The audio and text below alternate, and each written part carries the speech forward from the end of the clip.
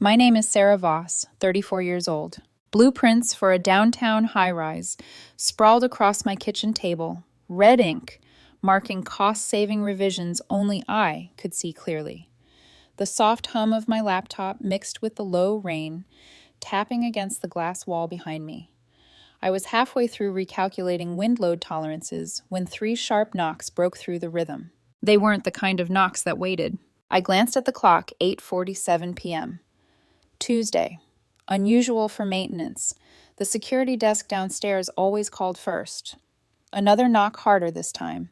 I saved my work, closed the laptop, and smoothed my sleeves before walking to the door.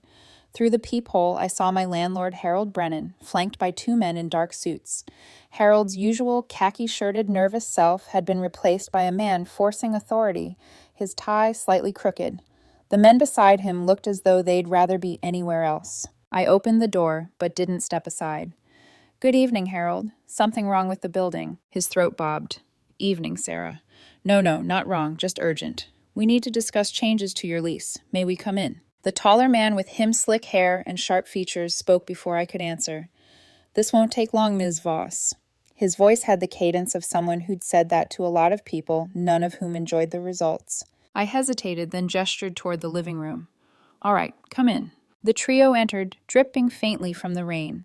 My apartment wasn't lavish, but it was organized, functional, spacious, a reflection of someone who valued precision. Floor-to-ceiling windows framed the city lights, and my certificates from the State Board of Engineering gleamed on the wall. The sharp-featured man took them in with a faint smirk.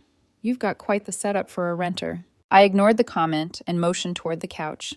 "Coffee water." Harold shook his head quickly. No, we're fine." The other man, shorter, quiet, built like security, remained standing by the door. I took my seat across from them, folding my hands. "So, lease changes." Harold fumbled a folder open. "Sarah, the real estate market's changed significantly since you moved in. Property values are well up. My new management team has suggested adjustments." "Management team," I repeated. The sharp-featured man stepped forward. "Gerald Hoffman. Hoffman Property Management. We're consulting with Mr. Brennan on optimizing this property's revenue stream." The tone made my skin crawl. I'd seen his type corporate predators dressed as consultants. "Go on," I said evenly. Hoffman smiled thinly. "Currently, you're paying well below market rate. Effective immediately, your rent increases to $4,500 a month. If you can't agree, you'll need to vacate by tomorrow morning." Harold looked anywhere but my face. I blinked once slowly. "I see. You're tripling my rent overnight." "Market conditions support it," Hoffman said, voice as smooth as polished glass. "Frankly, you're getting a bargain staying here. Most tenants would jump at this location for that rate." "Most tenants," I repeated softly as if testing the word. The silence between us stretched. Only the rain filled the room now. I could feel the faint tremor of my own heartbeat against my fingertips, but outwardly I was calm. I leaned back. "May I see the legal documentation authorizing this change?" Hoffman's smirk widened. "You can accept the new rate, or you can leave. The paperwork comes after you decide." The security guard shifted slightly near the door. That was when I understood this wasn't a negotiation. It was intimidation, dressed in a suit. I gave a polite smile. "I appreciate you coming by. Give me a few minutes to review my files before we continue. I like to understand what I'm signing before I agree to anything." "Of course," Harold said quickly, relief flickering across his face, mistaking my calm for surrender. Hoffman's tone turned edged. "Don't take too long. I have another property to visit tonight." "Then I shouldn't keep you waiting," I murmured. I rose, walked toward my home office, and closed the door behind me with deliberate slowness. The moment the latch clicked, the mask fell. I exhaled through my nose, steady, controlled. This was not the first time someone had tried to bully me over a roof and a contract. I'd spent my 20s clawing my way up from a one-bedroom eviction and the smell of moldy carpet, promising myself no one would ever hold my home over my head again. The office lights reflected off the steel of a locked file cabinet. Inside, beneath routine paperwork and maintenance receipts, was a small, fireproof box. I knelt, turned the key, and lifted the lid. Inside lay the documents that would end this farce before midnight. The deed to Meridian Towers, the management contract with Harold Brennan, the corporate registration of Cascade Holdings, LLC, my company, my creation. The building they were threatening to evict me from didn't belong to Harold Brennan. It belonged to me. I traced my signatures on the deed, the ink dark and steady beneath my fingertips. 8 months ago, Harold had sold me this building to cover tax debts and unpaid maintenance. I'd let him stay on as manager to spare his pride on the condition that tenant relations remain ethical. Tonight he'd broken that agreement spectacularly. The sound of muffled voices carried faintly through the office door. Hoffman was talking again confidently, unaware that he was standing on ground that had already shifted beneath him. I gathered the papers into a leather folder, straightened my posture, and looked once around the office, the framed degrees, the quiet order. Then I unlocked the door and stepped back into the living room. Hoffman was mid-sentence. The issue with tenants like her is they think long occupancy gives them leverage. He stopped when he saw the folder in my hand. "Shall we continue?" I asked. His smirk faltered. "You have your checkbook ready." Something like that. I set the folder on the coffee table and met Harold's eyes not unkindly. "Before we proceed, Mr. Brennan, would you please confirm the name of the company that currently owns Meridian Towers?" Harold blinked. "Cascade Holdings." "Why?" "Good. And who signed your management agreement?" He frowned. "A representative named E. Voss." He stopped. The color drained from his face. I opened the folder and spread the documents across the table like a magician, revealing her final trick. The deed, the transfer paperwork, the signed management contract. My signature on all of it. Hoffman leaned forward, squinting. What is this supposed to prove?" "That you're standing in a building owned by the person you just threatened to evict," I said calmly. The silence was electric. The rain seemed to pause. Harold's lips parted. "Sarah, you..." "Yes, I'm the owner." Hoffman's expression curdled into disbelief, then panic. "That's impossible. No owner lives as a tenant in their own property." "Why not?" I said softly. "I like the view." No one moved. Outside, thunder rolled low and distant like applause for a performance reaching its climax. I stacked the papers neatly. "Now, gentlemen, shall we discuss real market conditions?" Harold stared at the documents as though they might dissolve if he blinked. His trembling hand hovered above the page where my signature curved cleanly under principal owner, Cascade Holdings, LLC. Hoffman's smirk had vanished completely. This must be some kind of trick. He said, his voice thinner now, his authority draining away like color from his face. "You expect us to believe you bought this entire building?" "I don't expect belief," I replied evenly, sliding another sheet forward. "I expect literacy." The contract's fine print shimmered under the warm light, outlining every clause Harold had ignored. No rent changes without owner consent. No intimidation tactics. No outside personnel without authorization. "You signed all of these yourself, Harold," I reminded him gently. 8 months ago, remember. I even let you keep your office, your management title, your dignity. All I asked for was fairness. Harold's breathing turned uneven. His voice cracked. "You. Why didn't you tell me?" "I wanted to see how you'd handle responsibility when no one was watching." The room grew quiet again. Even the rain seemed to hush against the windows. Hoffman adjusted his tie, his composure fracturing. "Well," he said, attempting to recover some control, "this changes the nature of tonight's conversation." "That's an understatement," I replied. He forced a brittle smile. "Still, even if you're the owner, the market's changed. Rent adjustments are standard practice. Standard practice I cut in doesn't involve showing up unannounced at night with a hired bodyguard. That's intimidation. And intimidation, as you'll note, violates Section 15 of your management agreement." The guard by the door straightened, uncertain whether to stay or leave. Hoffman shot him a look that said, "Stay put," but even the man's hands had dropped from their defensive stance. Harold looked sick. "Sarah, I swear I didn't mean..." I raised a hand. "Not now. I'm not interested in apologies before understanding." I turned to Hoffman. "Mr. Hoffman, I assume you have a business card." He hesitated.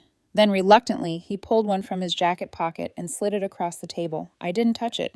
"I'll be forwarding this interaction to my legal team," I said quietly.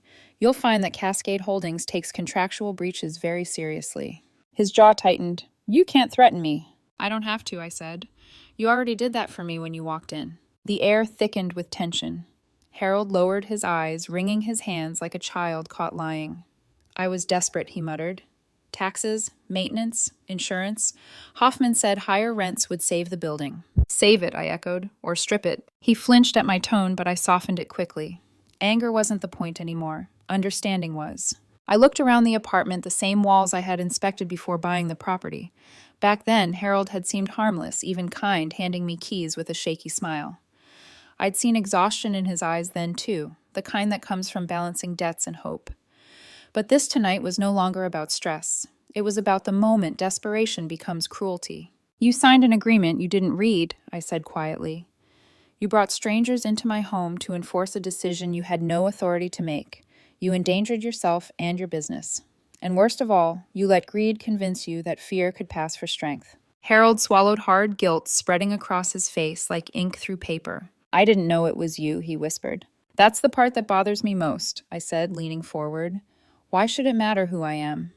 No tenant deserves to be treated this way. For a long moment, nobody spoke. Only the hum of the refrigerator filled the silence. Finally, Hoffman broke it with a forced chuckle.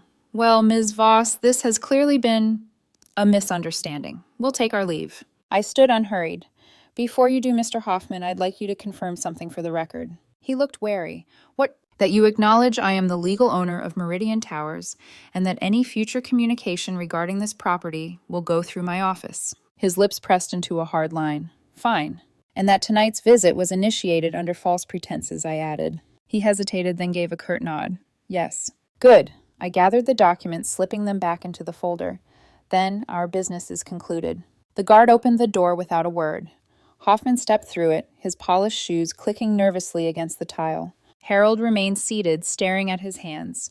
He looked smaller now, like the man who once begged the bank for another month's extension. Sarah, he said quietly, I'm sorry. Truly, I thought I could fix things. I thought raising rents was the only way. You didn't need to fix the building, Harold, I said, watching the rain trail down the glass. You needed to fix your judgment. He nodded miserably. You're firing me, aren't you? Not yet, I said after a pause. But you and I are going to have a long conversation about how this building runs from now on. I turned back to him, my tone cool but not cruel, and I expect you here at 9 tomorrow morning with every ledger, invoice, and maintenance record. We're going to rebuild this properly. Harold's eyes filled with a mix of shame and relief. I'll be here. As he left the door, closing softly behind him, I felt the tension drain from the room. I stood there for a long time, listening to the rain return to its steady rhythm. Power wasn't something I flaunted. It was something I designed like the steel in my buildings, invisible but load-bearing. Tonight proved that even the strongest structures need inspection. I looked at the folder still resting on the table, the gold lettering, catching the light, Cascade Holdings, LLC. Owning this building had never been about pride. It was about protection. About ensuring that no one else would face the kind of eviction notice that once sent me packing with nothing but a duffel bag and a broken promise. I poured myself a glass of water, the city lights glittering in the reflection. They wanted to teach me a lesson, I murmured. But tonight, it's my turn to teach them. Morning sunlight filtered through the glass walls, painting thin gold lines across my blueprints. The city was waking horns, coffee smells, the hum of elevators rising through concrete. I'd barely slept, though, not from anger. My mind had been too busy restructuring a system that had nearly collapsed under its own arrogance. At exactly 9:02, the knock came, lighter this time. When I opened the door, Harold stood there alone, clutching a bulging binder of financial reports to his chest. He looked exhausted, creased shirt, red eyes, but there was something else, too. Shame. Come in, I said quietly. He obeyed, setting the binder on the table where last night's confrontation had unfolded. The same table where I'd laid out proof of ownership now held the evidence of his mistakes. I brought everything you asked for, he said softly. Good. I sat opposite him. Let's start with the maintenance ledgers. He flipped open the binder, his fingers trembling as he turned each page. The paper smelled faintly of mildew and stress, unpaid invoices, delayed repairs, tax notices. His voice broke halfway through explaining how the elevator maintenance fees had doubled. I tried to keep up, he murmured. After I sold the building, I thought I'd get some breathing room. But the insurance jumped, the water main broke, everything just kept piling on.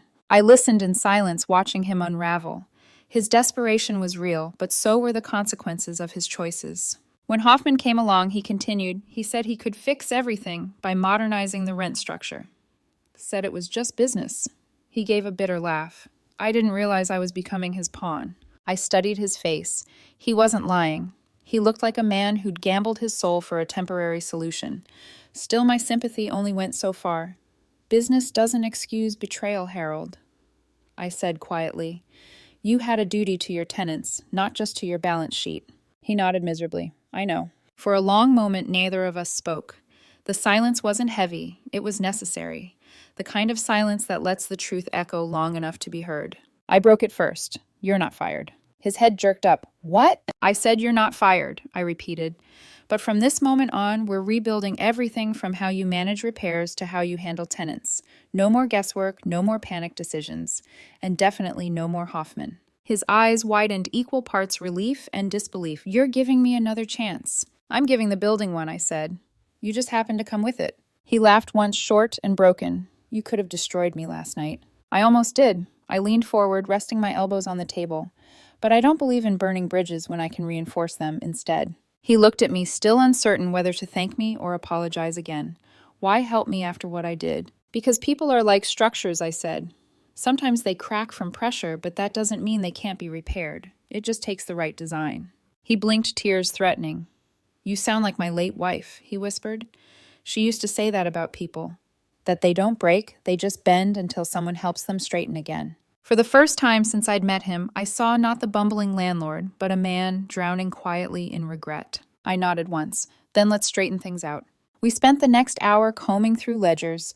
Every line told a story, missed opportunities deferred, maintenance, unpaid contractors. I took notes, adjusting figures, building a plan in my head like I would for a skyscraper identify, weak points, reinforce foundations, rebuild from within.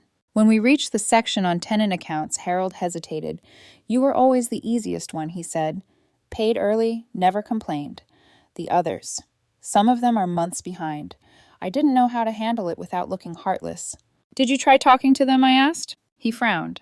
No, I guess I didn't want to hear their reasons. There's your problem, I said.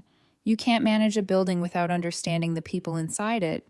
That's not management, it's avoidance. He nodded slowly, absorbing the blow. When the clock hit 11, I stood and closed the binder. Here's what's going to happen. You'll terminate your contract with Hoffman Property Management effective immediately. I'll handle the legal notice. Next, we'll start renovations that justify gradual rent adjustments, not exploitation. Fair improvements.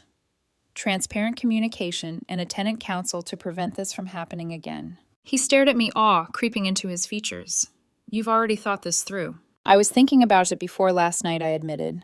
This building was always meant to be more than a profit machine. It's supposed to be proof that integrity can sustain a business. Harold exhaled slowly, his shoulders finally lowering. You really believe that? I have to, I said simply. Otherwise, all I've built means nothing. He looked at me for a long time, then gave a faint smile. You remind me of my daughter. She's around your age. Stubborn. Smart. Thinks I never listen.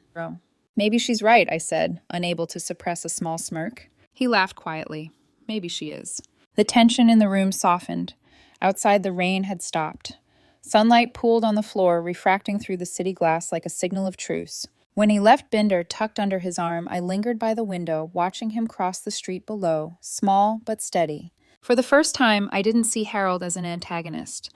I saw him as a mirror, someone who'd lost sight of the human cost of his ambition, just as I nearly had years ago. Sometimes power doesn't corrupt it. Isolates. You convince yourself you're invincible until someone reminds you that you're not. That night, I pulled the building's original blueprints from storage and unrolled them across the table. Lines intersected arcs, met beams, every inch designed to bear weight.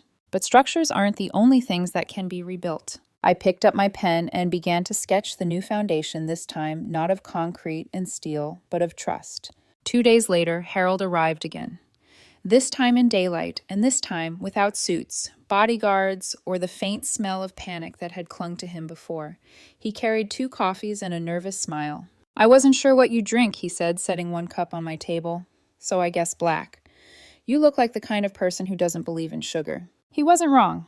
I smiled faintly. Good guess. He looked around the apartment as if seeing it for the first time.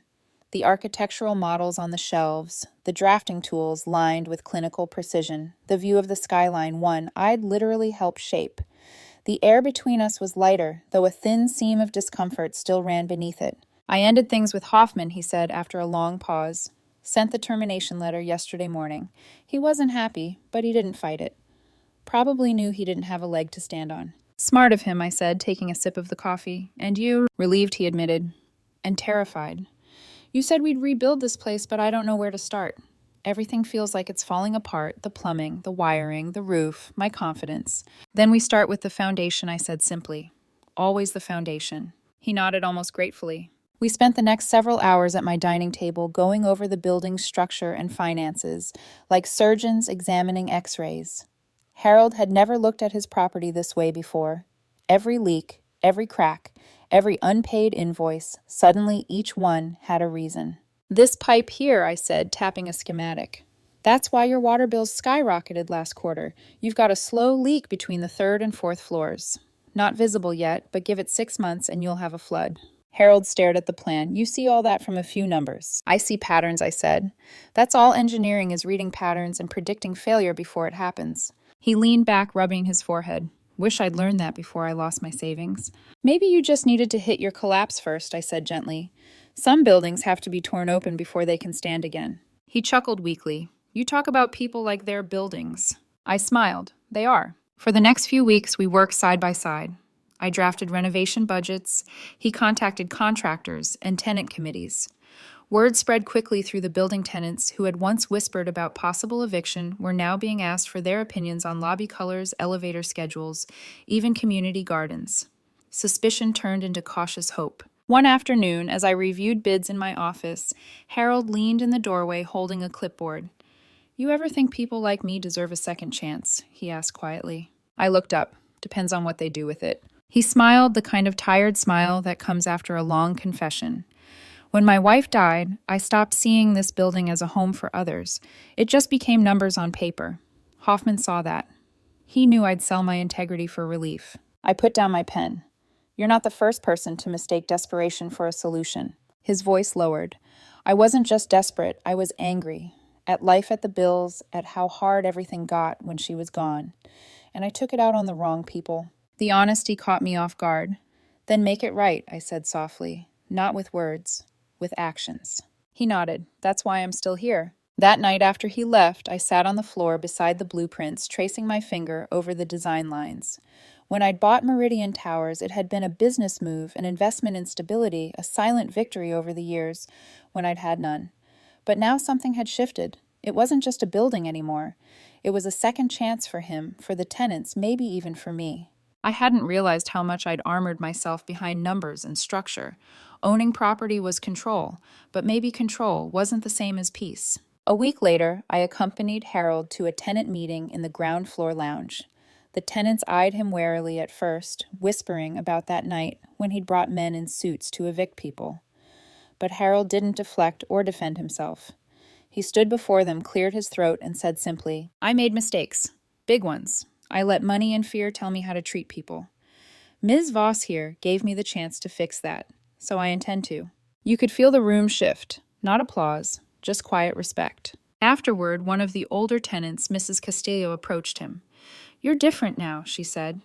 "Your eyes used to look angry. Now they just look tired but kind." He laughed, rubbing his neck. "Tired is progress, right?" She smiled. "It's human." As we left the meeting, Harold glanced at me. "You could have spoken, you know. They would have listened to you more." I shook my head. "They needed to hear it from you."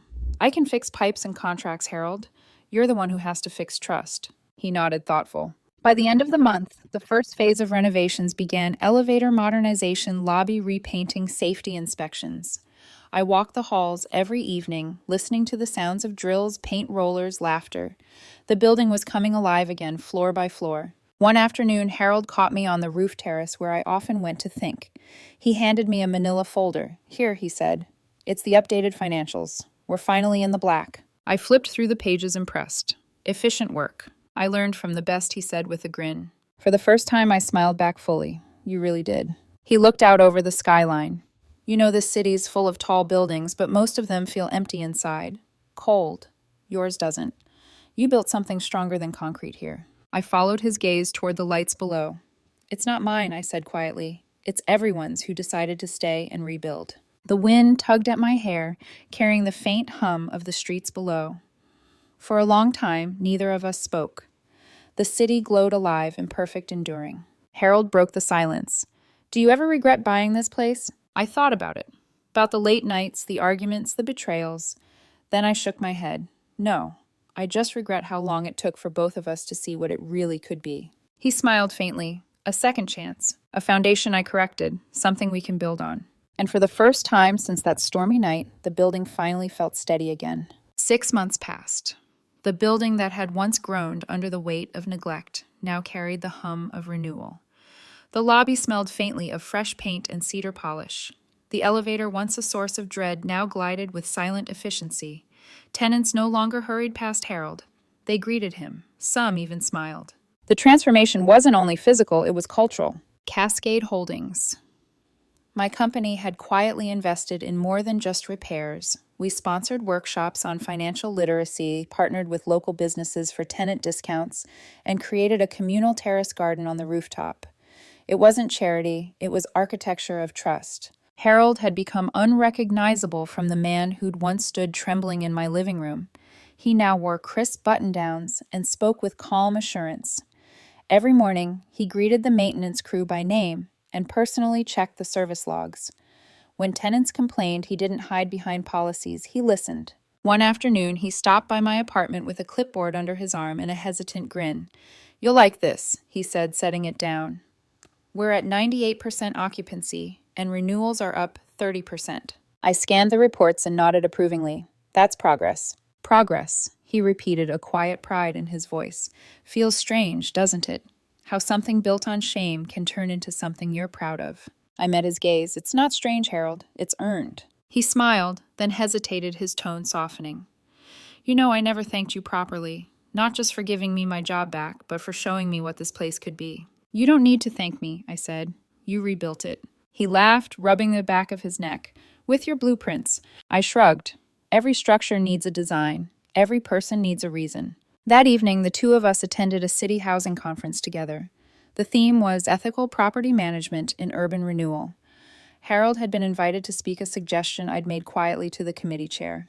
Backstage, he was visibly nervous.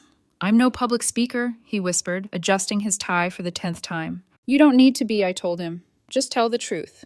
The truth always sounds better than the speech." He nodded, taking a deep breath. When he stepped onto the stage, the audience quieted. He didn't read from notes. He didn't recite numbers. He simply said, "A year ago, I walked into one of my tenant's apartments to raise her rent illegally.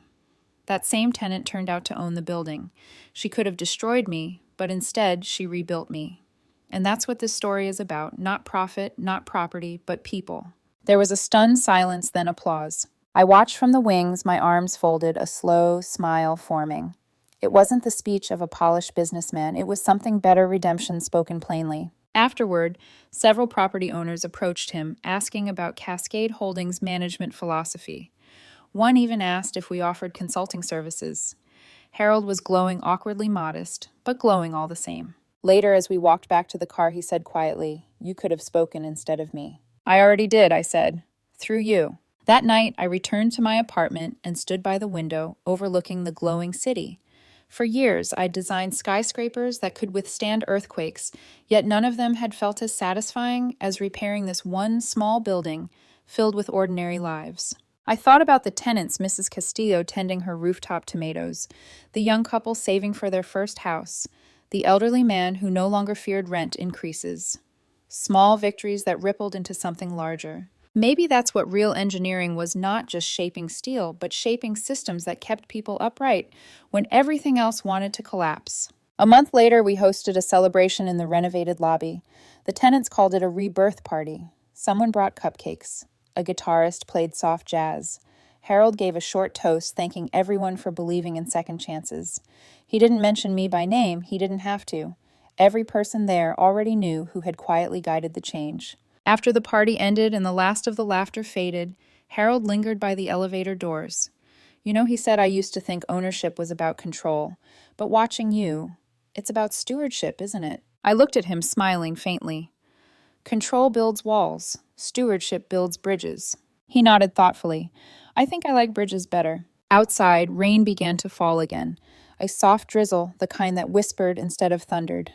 I listened to it against the glass, the same sound that had once underscored a night of confrontation. Now it sounded different, calmer, healing. The building creaked softly the way all living structures do. But for the first time, it didn't sound like strain. It sounded like strength settling into place. The man who once tried to evict me, I thought now protects everyone who lives here. And maybe that was the truest kind of architecture, not what we build, but what we rebuild together after it breaks. 2 years later, the Meridian Towers didn't just stand taller, it meant something. The city papers had begun calling it the model of ethical management. Cascade Holdings had expanded to more than a dozen properties, all run under Harold's leadership, each one guided by the same quiet principle we had forged out of that stormy night strength with compassion. Harold had become almost unrecognizable from the trembling man who once hid behind other people's power. His gray hair was neater, his voice calm and assured. He didn't lead with fear anymore, he led with understanding. We met once a quarter now, mostly to review numbers and walk the property together. Those meetings had evolved into something more like friendship. I no longer saw him as an employee. I saw him as proof that people could change if given a reason to. One afternoon, as I sat in my office reviewing blueprints for a new downtown development, my phone buzzed. Harold's name flashed across the screen. "Judge Connors wants to meet you," he said when I answered. "She's interested in the penthouse unit." I frowned slightly. "A judge?" "Federal," he said with a trace of pride. "She's heard about our tenant model, respect-based management, transparent leases, maintenance, accountability. She wants to see it in person before she signs." I smiled. "Then let's show her what ethical architecture looks like." When I met Judge Patricia Connors a few days later, she carried the kind of presence that made even elevators fall silent. Her silver hair was tied back neatly, her tone firm but fair. As Harold gave her the tour, she listened intently, asking sharp questions about policy enforcement and tenant rights. At the end of the walkthrough, she turned to me. "I've seen more landlord-tenant disputes than I can count," she said, "but I've never seen a system like this. You make decency sound practical." "It is," I said. "It's the most sustainable model there is." She smiled, faintly extending her hand. "Then you've just earned yourself a 5-year lease and perhaps a case study in my courtroom." When she left, Harold turned to me, his eyes wide with disbelief. "A federal judge just called us a model for ethical housing. Can you believe that?" I allowed myself a small laugh. "Maybe you should tell your younger self that. He'd faint." Harold chuckled. He probably would. Months later, Harold stood before 300 property managers at the city's annual housing symposium. I watched from the audience as he delivered a talk titled, "From Intimidation to Integration, Building Value Through Respect." His speech wasn't rehearsed, just honest stories of his failures the night he'd brought 2 men to threaten a tenant, and how that mistake rebuilt not just his career, but his character. The crowd's applause was long and genuine. Several approached afterward, asking how they could adopt similar principles. For the first time, Harold wasn't ashamed of his past, he used it as scaffolding for something better. After the event, we shared a quiet dinner at a small Italian restaurant near the waterfront. He looked at me across the candlelight, eyes bright. "You know, Sarah, I used to think that night was the end of everything. Turns out it was the beginning." I smiled. Disaster tends to reveal the blueprint for what comes next. He nodded slowly. "The city council invited me to join their affordable housing task force. They want me to help draft policies to prevent predatory eviction practices. Can you imagine that me?" "I can," I said. "You earned it." He stared at his hands for a moment. "You could have destroyed me that night, Sarah. You had every right to." I looked at him steadily. "I wasn't interested in destroying you, Harold. I was interested in seeing whether you could rebuild." He smiled faintly. "And you did. You rebuilt me." I shook my head. "No, you rebuilt yourself. I just made sure you had the right materials." Outside, the city skyline shimmered against the harbor lights. The same skyline I had once designed from behind blueprints, now pulsed with something more alive, proof that strength isn't always steel or glass. Sometimes it's human character, finally setting firm. Months later, I returned to Meridian Towers for an inspection. The lobby gleamed with soft gold light. Tenants chatted near the elevators, the kind of casual, comfortable noise that comes only from people who feel safe. Harold met me near the window wall, holding a clipboard. "You know," he said with a quiet grin, "I used to be afraid every time you walked through those doors. Now it just feels like family checking in." "Careful," I teased. "You'll make it sound sentimental." He laughed. "Maybe it is." We looked out over the city together, the streets, the cranes, the layered skyline of progress and mistakes. "You ever think about selling?" he asked suddenly. I shook my head. "No, some places you keep not for profit, but for principle." He nodded thoughtfully. "That's what this building became for me. Not just a second chance, a promise."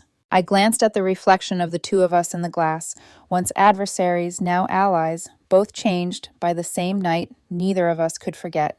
I designed buildings to survive earthquakes, I said softly, but that night I learned people can too.